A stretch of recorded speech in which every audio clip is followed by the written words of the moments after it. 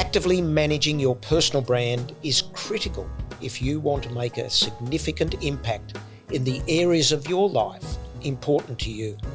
I'm Garry Browne, the Personal Brand Catalyst. I've spent most of my life working in the world of branding products. More recently, I've been exploring the world of personal branding and wrote a book on this, Brand New, Brand You. And the podcast has come out of this as a way to share first-hand experiences from some of Australia's most recognised personal brands. Sir Peter Cosgrove served as the 26th Governor-General of the Commonwealth of Australia. He was knighted at his swearing-in in 2014. Following his retirement in 2019, Sir Peter was further honoured as a Commander of the Royal Victorian Order by Her Majesty the Queen. He is widely known for his earlier career in the Australian Defence Force, serving in Malaysia and Vietnam, before coming to greater public prominence as Commander of Interfet in East Timor. He retired as Chief of the Defence Force in 2005 and went on to serve on several corporate boards before becoming Governor-General. In retirement, he is actively involved with defence, health and other charitable organisations, including serving as Chairman of the Business Council of Australia's Community Rebuilding Initiative, following the 2019-20 bushfires. In 2020, he launched his third book, You Shouldn't Have Joined, a memoir. However, these days he loves spending time with his family and is looking forward to welcoming his fourth grandchild. Sir Peter, thank you so much for giving us the pleasure and privilege of spending time with us today. Well, it's good to be with you again, Garry, and of course our association of recent times with your wonderful writing on Brand New, Brand You, and I'm glad that we're sort of reprising that to some degree now.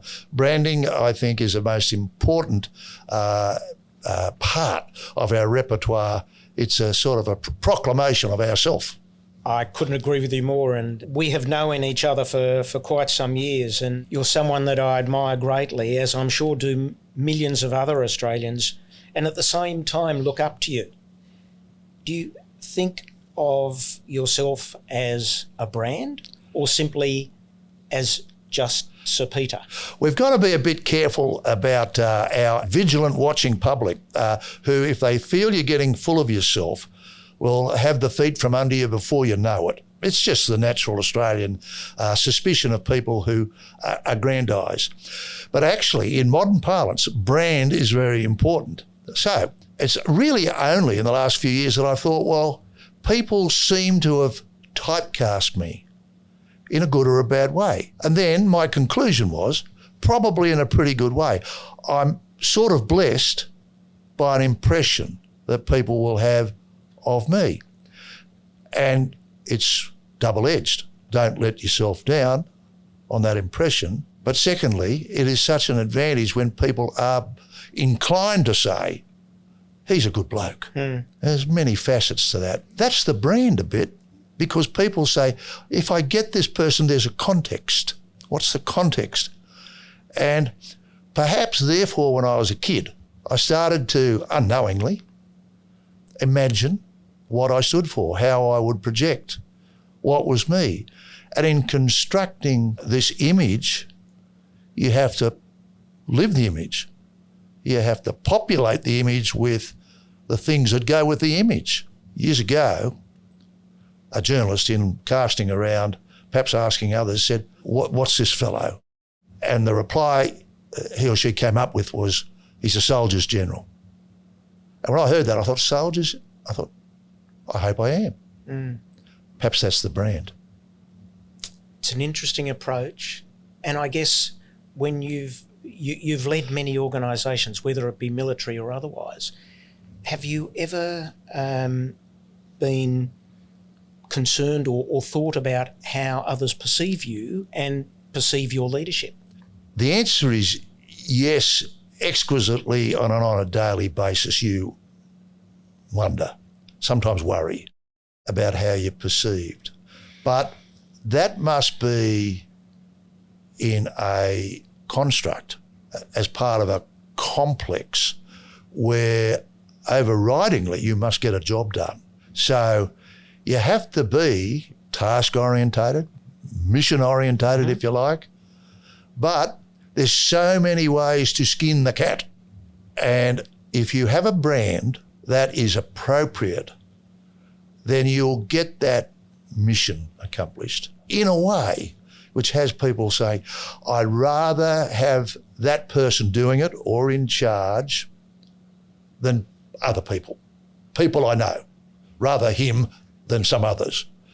Well, that's your brand influencing the way people relate to what it is you're doing. I think you're right, and people know what to expect. They know what you are going to offer in terms of your leadership and the way in which you are going to deliver for them and for the organisation. Yep. A case in point for me, you kindly in the introduction announced that I was up in the aftermath of Cyclone Larry, and this was announced with some fanfare by the Premier, Peter Beattie. He'd already been in touch with me, of course, and I said yes immediately because I was basically called back into harness a bit, and people were in need. So off I went. And there was some concern on the ground when I arrived that because of my military background, I might be what I might call some command and control person, issuing orders, do this, do it now, don't argue, that sort of stuff. And there was a little bit of that disquiet because people thought, well, he's been 40 years in the military, and that's what they do, they yell at each other. And I heard that immediately when I got on the ground, and I put them at ease almost immediately by deliberately saying, I'm here as an experienced person of people ventures, big enterprises, people under pressure. I know about that. And I know how hard people work. And I haven't come up here with a directive. I'm not going to give directives. I'm going to talk to you all endlessly. You'll talk to me and I'll talk to you, and we're going to work out together how we coordinate all this, how we get comprehensive and concerted action. Oh, thank heavens they thought, because that meant that I wasn't looking to order them to do things changing radically the way they did it. If we did change, it was going to be by discussion and joint decision. That's a better way of doing things. Perhaps if I'd have been doing that many, many years beforehand, there might have been a bit more do this, do that. Right. Because you grow. Everybody grows. They grow within their brand. Absolutely. And you become more engaging and accepting, and you are accepted by your audiences. Absolutely. That's the other thing, I suppose, about the brand is it doesn't enclose your growth as a person. It actually underpins it and promotes it, your growth. So your brand grows. I mean, my brand now would be different to that which I had when I was still going reasonably well in the military as a young major or something, when perhaps my style there was a little more peremptory. And then it sort of modified as I got older and realised part of my wisdom was how much I didn't know. You're a wise person when you realise, that your knowledge is quite limited. Absolutely. And so if we move on, Jeff Bezos is quoted as saying that reputation is what they say about you when you're not in the room. Is that something that you became conscious of during your tenure in leadership roles, or is it something you reflected on and recognised how important it was? Especially in the military, a leader has to be robust and understand that notwithstanding your broad reputation, there will be those who take issue with you. Like it has to be large enterprise. So your reputation will be a giant jigsaw, and some pieces of that jigsaw will not be to your credit in the eyes of some. So it's one of these, that old thing, you can fool all the people all the time. You can please some of the people all of the time and all of the people some of the time, but you won't do the combination. And that's with your brand, your behaviour, your reputation, if you like. But if you are broadly and persuasively perceived as being of worth, that's good. And if it's important to you to try to get 100%, we'll work on that. But it will be a miracle of human nature if whatever you were projecting as was godlike. It's not going to happen. It's not going to happen. Yep. I agree. But Bezos is right. What people say when you're not there and they feel unconstrained. But equally, this doesn't encourage he or she who would sort of health check their brand from standing with ears glued to a closed door. Accept that you are imperfect. And if you become aware of a stunningly bad critique, spend some time thinking about that. But also, if you remember the old adage, eavesdroppers rarely hear good of themselves. Okay. That's a good one. I've not heard that before. Yes, happened to me once in Vietnam. I was early on and the diggers I was newly arrived and I was so gung-ho. I was taking these infantry boys out into the jungle on operations. I was the new boy. They'd been there for 6 months and I'd only been there a matter of weeks.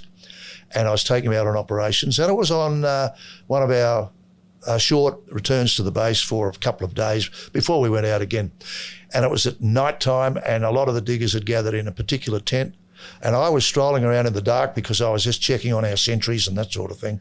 And I went within earshot of the tent and I could hear the diggers all inside, 15 or so fellas discussing life. And my name came up and one of them said I was gong happy, that is chasing a medal. I was so ambitious to be seen as a good officer that I was looking for some kind of medal. And I thought, no. Yeah, that's the last thing on my mind. But remember, I'm eavesdropping. They don't know I'm there. And then another fella spoke up and said, that's rubbish. That's rubbish. I know what he's doing is trying not to get anything wrong. And I thought, that's exactly, and that's not a bad start when you're the new boy and they're the experienced boys. And he defended me, this fella, very trenchantly. Everybody said, oh, yeah, I suppose so. And so, if you like, he clicked in my mind, is that something I'd like to be trying not to get stuff wrong? Yes, of course.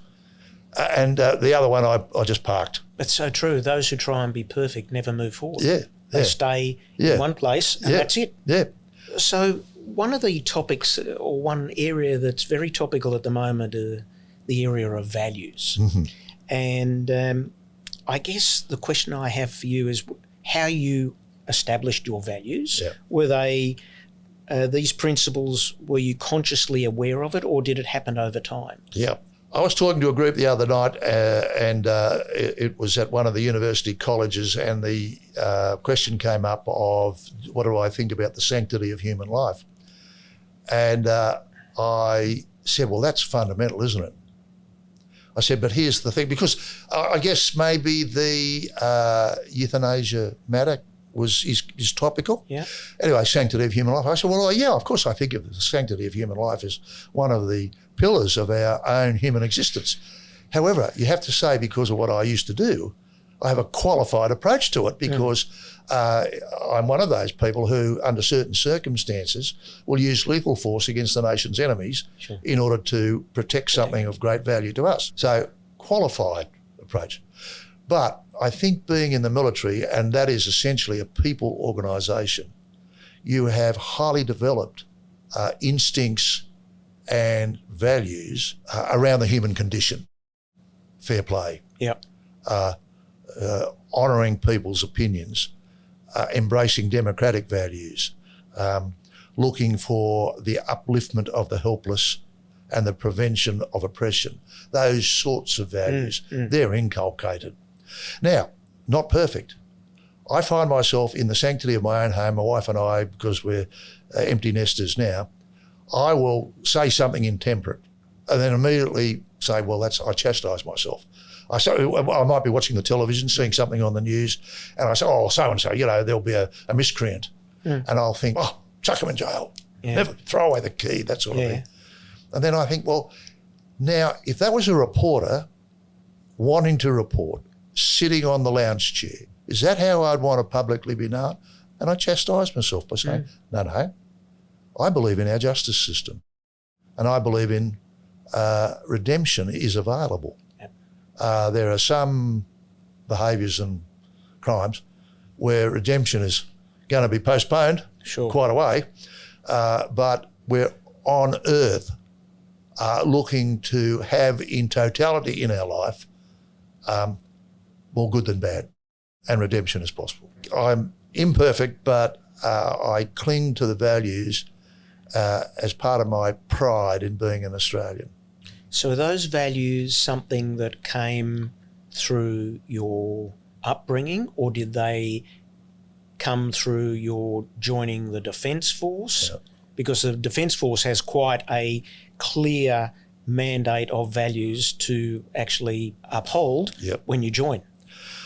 Our values go back in antiquity because to a large degree they're inherited through our parents and our neighbours and our early teachers and then our peers as we grow older. We are a mosaic of values. There'll be some that we generate which are special, and some of the inherited or inculcated values that we heighten to a very high degree and might be said to sort of hallmark us. Sure. But our values have grown up through the human existence on the planet, and some of them beyond human. I mean, the animal kingdom, of which we are the senior example, has some of these values of family and nurturing. But we are even as an embryo in receipt from the moment of birth, the values of love and collegiality. So look, but my values are growing as I grow. Perhaps the best expression of my values will be in my last moments when I pass to another place, and at a time when you are the most complex creation you're ever going to be. It's an interesting way of positioning values. Yeah.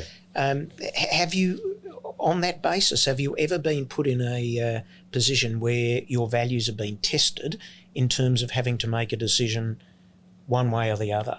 Every day. I remember how I said I have this sanctity of human life, but it's qualified. Yeah. Well, ordering men and later men and women to do things which put their lives in danger with the clear understanding that some would die is an enormous challenge of the value you place on human life. And it is wearing. If it wasn't wearing, then you're the wrong person to have the responsibility. So just think of that for a moment. Ordering people to go to a position where their lives are at risk, knowing that some will die, and it will be because of your decision, and therefore feeling blithe about that afterwards. Wrong person for the job. It ought to be something like a drumbeat that you never escape. It's a pretty tough situation to be in. But we expect it of some members of our community, and we want them to both survive it but not unscathed.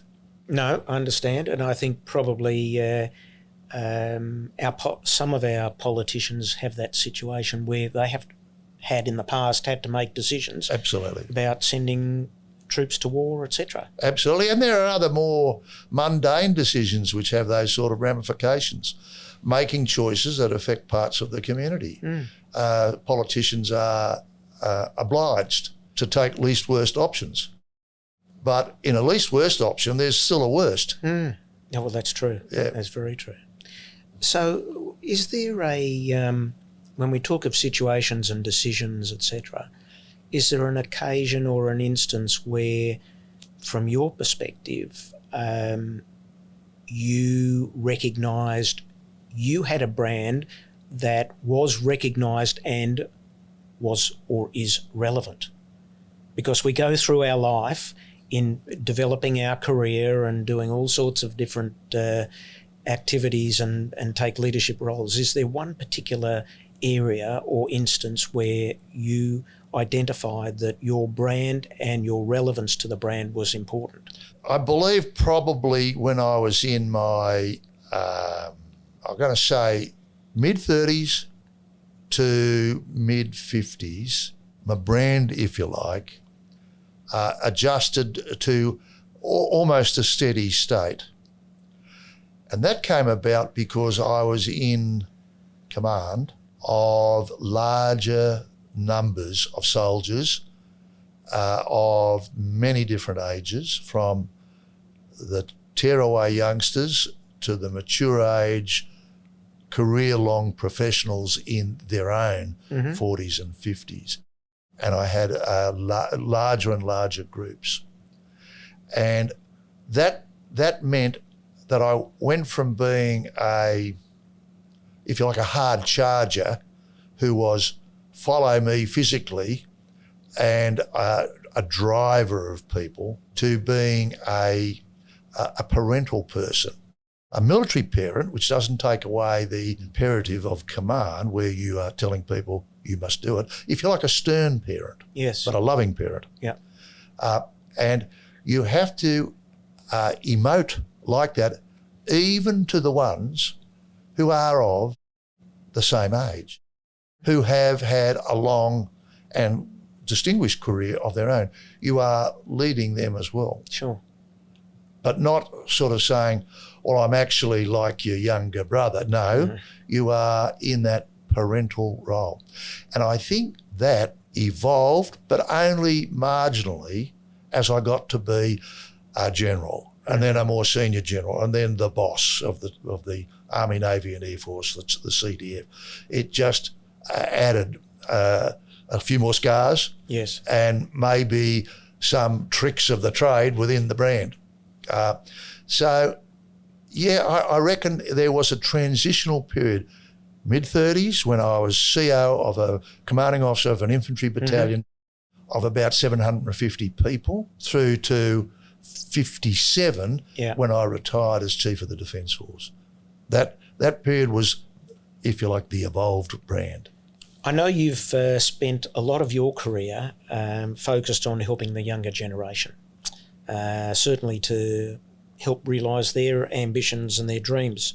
Is there anything you can share today to really give them an understanding or give them a hand up as to how they can develop their brand, their personal brand and their career? Well, there's a few things that probably directed my attention towards trying to engage, understand the younger generation. One was fatherhood.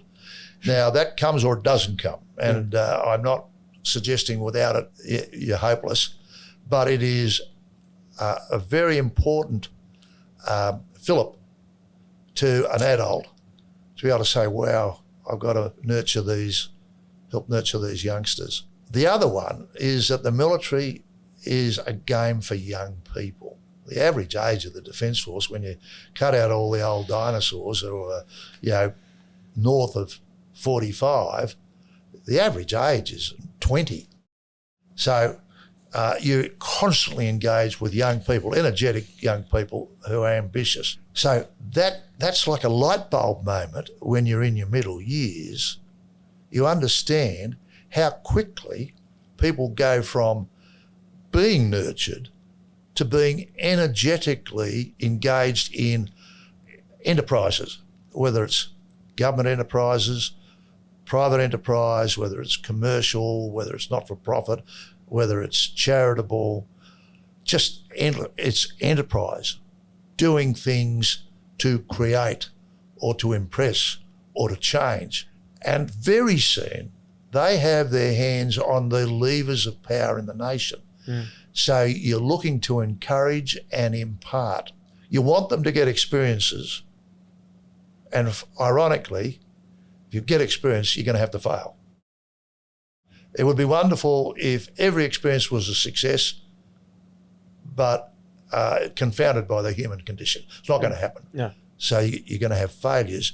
So as a mature age person, done all that and failed as well, you're there to say, not the end of the world. Accept that as experience, but it should not discourage you.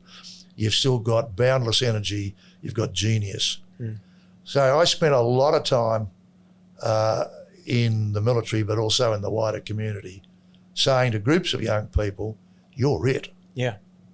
Yeah. What you're hearing now is an experienced voice in an ageing body. So don't think you're being lectured. Just say, we're telling you, you're going to be in charge and we're here if you want to have a chat. Yeah, very much so. This generation has probably had more opportunity and more attention than probably generations before. Yep. It was sink or swim a bit. Yeah. I went into the military, and because of my officer training, I left home at 17 and only ever returned to my own home, as a parents' home, as a visitor.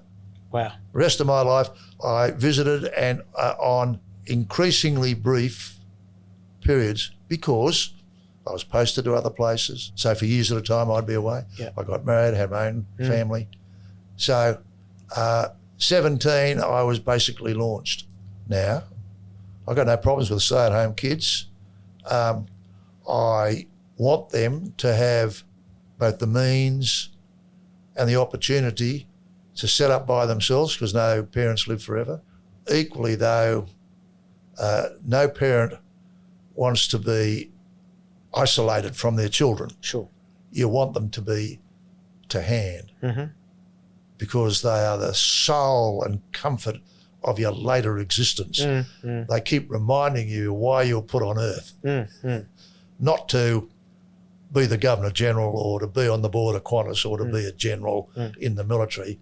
It was to have the good fortune to have an honourable life and further good fortune to have loved ones close to hand. Very much so. I think we've had a wonderful array of issues. We've covered a lot of ground, and I can't say enough as to how honoured and privileged I am to have your wisdom and your insights and have the opportunity to talk to you about not only brand and values, but also your career, because it is a career that one admires and, as I said in the beginning, look up to you as being a true leader and icon in this country. Well, Garry, back to you for brand new, because you've given a vehicle, a tool of creation for the people who are looking to establish the firmament of their enterprise. From my point of view, I've been talking today from within my brand, within my experience, and encouraging others to be confident and to never stop learning, refurbishing, polishing, and living their brand. Thank you very much, and I wish you, Lynn, and all the family much health and many years of success and pleasure, and obviously the safe arrival of your fourth grandchild. Looking forward to it, late November, and then there will be joy unbounded. Thank you, Sir Peter. Thank you. Thank you for listening to this episode.